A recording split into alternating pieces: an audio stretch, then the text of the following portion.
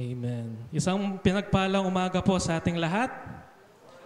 At syempre, good morning po to those worshiping with us online. Sana po ay nasa maayos kayong kalagayan sa mga oras na ito.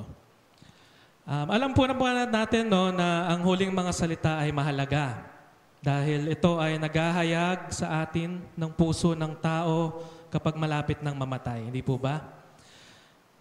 At pag malapit ka ng mamatay, hindi ka nagsasalita ng mga bagay na walang kabuluhan. Kundi, ginagamit mo ito para i-reveal kung ano yung nasa puso mo sa mga taong pinagsasabihan mo nito. At ngayong umaga po ay ibabahagi ko sa inyo ang first word ni Jesus habang siya po ay nakapako sa krus. At bago po yan, I would like to, katulad po ng ginawa ni Ate Puring na nagbigay ng example ng mga famous last words ng mga known people. For example, si Elvis Presley po. Bago po siya namatay, Elvis Presley said, "I'm going to the bathroom to read." Di ba? Can you imagine po, na bago siya mamatay, yun po ang sinabi niya, "I'm going to the bathroom to read." At saka po siya namatay. And yun nga po, with Jesus, it's different. Jesus wanted us to know how much He loves you. And Jesus wants to show us how much He loves us. So, sa umagang pong ito, let us meditate on His last words. At tinaanyahan ko po ang lahat na mag-open ng kanilang mga Biblia. At samahan niyo po akong basahin ang kanyang first word. Ito po ay nakasulat sa Luke chapter 23, verses 33 to 34.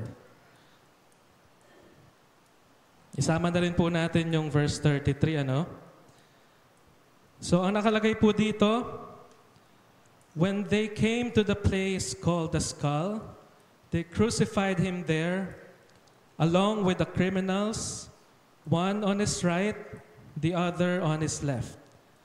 Jesus said, "Father, forgive them, for they do not know what they are doing." At kung babasahin naman po natin ito sa Tagalog, ito po ay Lucas 23, 33 hanggang 34. Ang sabi po dito, nang dumating sila sa isang bundok na tinatawag na Bungo, ipinako nila si Jesus sa krus. Ipinako rin ang dalawang kriminal, isa sa kanyang kanan at isa sa kanyang kaliwa. Sinabi ni Jesus, "Ama, patawarin mo sila sapagkat hindi nila nalalaman ang kanilang ginagawa." Kung mapapansin po natin, notice the first word uttered by Jesus while on the cross is, "Father, forgive them. They do not know what they are doing." At kung i-imagine po natin, sinabi niya ito while He is being crucified in the midst of pain. And instead of thinking of Himself, He actually thought of others. When Jesus said, "Father," it reminds us the relationship of Jesus with God.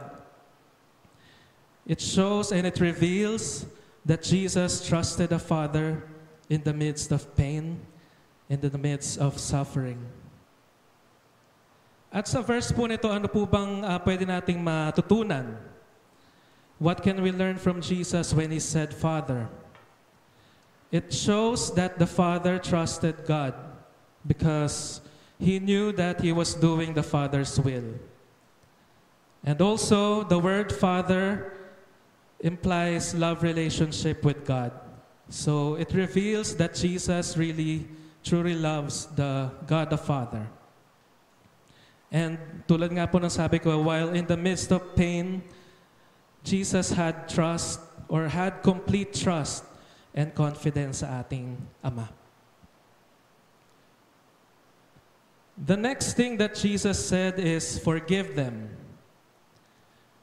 Ito pong phrase na ito ay sinabi ni Jesus hindi lamang dito sa verse na ito, kundi sa maraming beses while He was being crucified. Ito po ay sinabi niya habang si Jesus ay pinapako sa krus. At paulit-ulit niyang sinasabing, Ama, patawarin mo sila. Nang mga ito ay nagpapako sa kanyang kamay, sinabi ni Jesus, Ama, patawarin mo sila. Nang ang mga ito ay nagpapako sa mga paa ni Jesus, He said, Father, forgive them. So ito pong sinabi ni Jesus is really a repetitive word that He keep telling God, forgive them, forgive them. At hindi lamang po hiniling ni Jesus sa Ama na patawarin sila, kundi sinabi rin niya ang dahilan kung bakit sila papatawarin. At sinabi niya, they do not know what they are doing. Can you imagine po na while in the midst of suffering, Jesus was even defending the people who was hurting Him. If only the people knew who Jesus is, they'll probably not do it to Him. And they do not know what Jesus is doing. Di nila alam na tinutupad ni Jesus ang kasulatan. Hindi nila alam na Siya ang anak ng Diyos. Kaya ang sinabi ni Jesus, Ama, patawarin mo sila, hindi nila alam o hindi nila nalalaman ang kanilang ginagawa. So what can we learn from this verse?